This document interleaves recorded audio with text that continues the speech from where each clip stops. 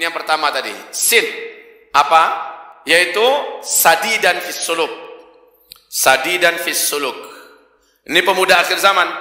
Lurus. Mempunyai akhlak mulia. Mempunyai kepribadian yang benar.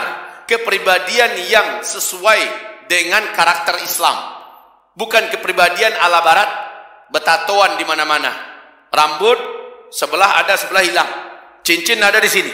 Orang cincin di sini, dia taruhnya sini. Ngomong dia ternyata di lidahnya juga ada cincin, ada tindik.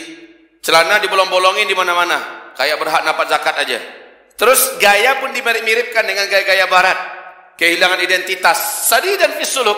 Di akhir zaman, saya bertanya pada antum, ini para pemuda, ketika orang kita lihat anak-anak pang yang ada di pasar-pasar, yang ada di jalan-jalanan, menurut antum itu anak-anak yang akan merubah peradaban menuju kebangkitan dan kemuliaan, atau anak-anak yang seperti apa?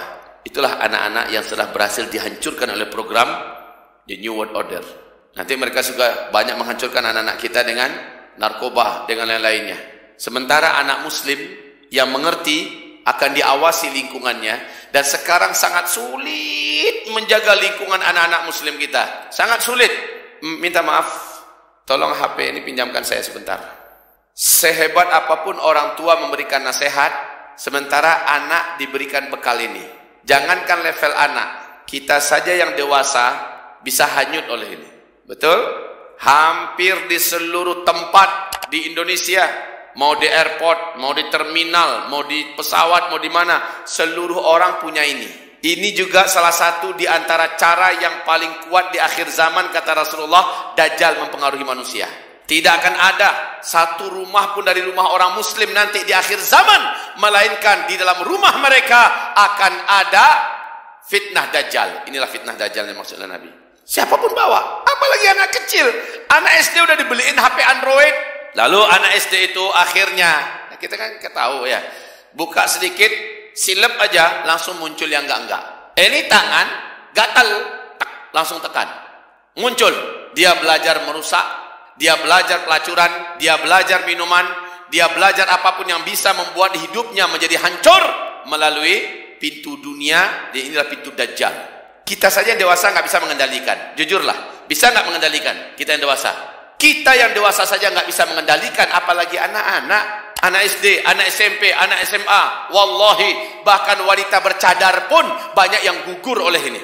Akhirnya dia berselancar di dunia maya, berikhtilat dengan laki-laki asing yang bukan suaminya, bukan siapa-siapanya, sampai ke tingkat dia akhirnya betul-betul tidak lagi memakai pakaian sehelai benang pun dengan laki-laki asing itu. Ditambah dengan yang lain-lainnya. Ya Allah ya Rabbi, kemarin istri saya nangis, saya juga ikut nangis. Lalu kami berjanji, ya Allah tolong kami ya Allah, agar kami mampu menjaga anak-anak kami. Baik, ikhwati fillah, tentang ini pun sudah Nabi sebutkan di akhir zaman. Sungguh saudara-saudara, bapak ibu, wahai para remaja-remaji, pemuda-pemudi, kalaulah seandainya kita bisa menimbang maslahatnya dengan mudaratnya, ternyata kebutuhan kita yang paling utama dengan ini apa? Tolong jawab. Komunikasi kan, nelfon.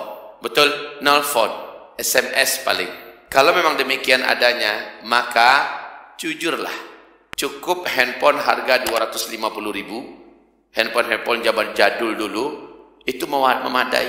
Memadai. Selama ini bahasa kita untuk dengar berita, itu bahasa kita ya. Untuk apa? Untuk ya informasi dengar berita. Apa? Bohong. Kalau dikatakan untuk kajian, berapa persen sih yang dengarkan kajian satu hari? Untuk jualan. Kalau bagian dagang, jualan. Dalam sambil dia jualan itu, sambil itu racun-racun fitnah Dajjal terus menyerangnya pagi dan petang, siang dan malam. Kalau nggak punya HP, melalui makanan. Kalau punya HP, ya melalui HP. Di samping di dalamnya ada agenda-agenda yang bisa merusak suluk sadi dan fis suluk, lurus dalam masalah tingkah laku. Banyak orang tingkah lakunya sekarang menyimpang. Ternyata mereka nontonnya dari HP. Banyak keluarga-keluarga muslim kami di Payakumbuh, Bu. Dan saya yakin di mana-mana, dan kita mengalami penderitaan yang sama sebagai orang tua. Kita meratap melihat anak-anak kita sekarang ini tidak terkendali, tidak mampu dikendalikan anak-anak kita sekarang. Kelihatannya bagus, kelihatannya soleh, kelihatannya solehah, tahu-tahu dia matanya sudah melihat macam-macam hal yang tidak pantas. Hatinya sudah dibuat kotor, otaknya sudah dinodai, jiwanya sudah diperkosa oleh peradaban-peradaban Dajjal. Melalui itu, Maka kalau kita masukkan anak kita ke pesantren, pastikan di pesantren itu bebas nggak HP. Kalau katanya tidak bebas, pastikan dulu betul-betul bukan sekedar teori. Kalau peraturannya sangat ketat, siapa yang ketahuan megang HP, anaknya dikeluarkan. Berarti itu pesantren yang layak kita percayakan anak kita di sana. Sholatnya sangat dijaga. Pelanggaran meninggalkan sholat berjamaah adalah pelanggaran besar. Siapapun yang meninggalkan sholat maka akan diberikan sanksi yang sangat berat. Maka itu pesantren yang layak anak kita percayakan kepadanya. Kondisi sekarang kita hanya perlu bertahan 1 tahun ini lagi ke depan.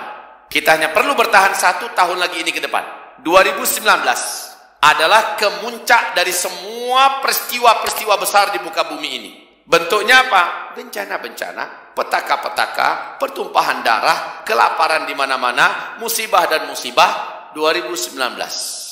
Dari sekarang kita mulai perkuat imanan qawiyan sadidan fis suluk. Orang-orang yang memiliki iman yang kuat, karakter kepribadian yang bagus, orang ini akan termasuk dalam prioritas Allah di surat Al-An'am 158, dijaga oleh